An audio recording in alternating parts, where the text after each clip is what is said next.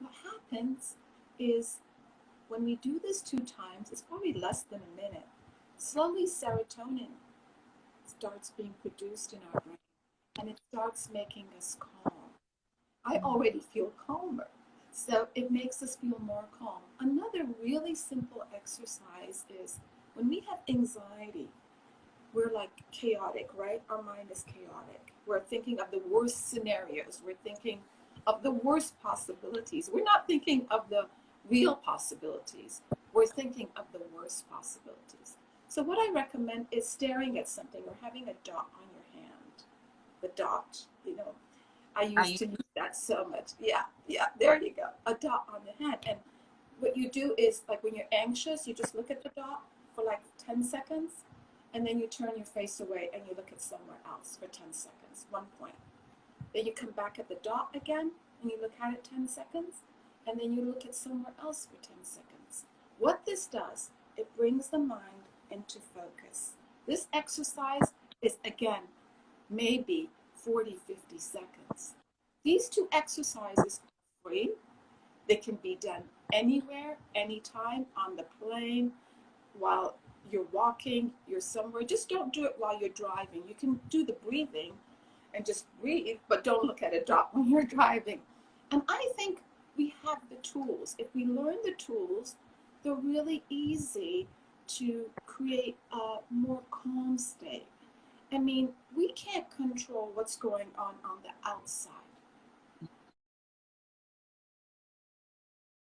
We can, though, take a hold of our own inner reactions so we don't react as strong, but in a way, embrace and respond, you know? So the reaction is something's going on, I get a phone call, and my immediate reaction is, oh my God, oh my God.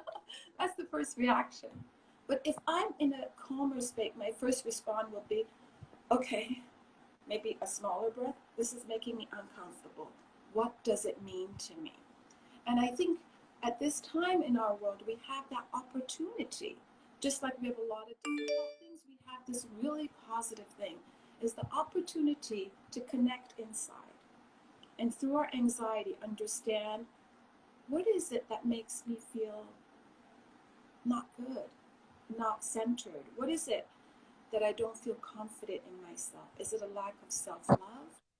Is it that I don't believe in myself or I don't believe in the universe? Or what is it? So I would allow it, embrace it, and then see how I can let it flow and find its way rather than saying, oh, I have to release it. Let it find its way. Yeah. And then I feel like it's something that when you practice it more regularly, your anxiety naturally reduces in, like, you won't be dealing with the same levels of anxiety if you practice like mindful breathing every day.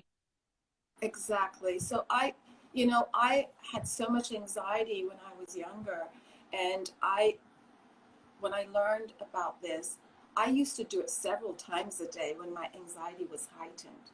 And then it slowly became lower, and I still practice it at times where I feel the anxiety coming on. But it's a reconditioning. We're not used to taking care of ourselves. We're not used to giving to ourselves. We're not used to nurturing ourselves. And this is a mindful practice. It's like, I'm going to take care of me. I'm important to me.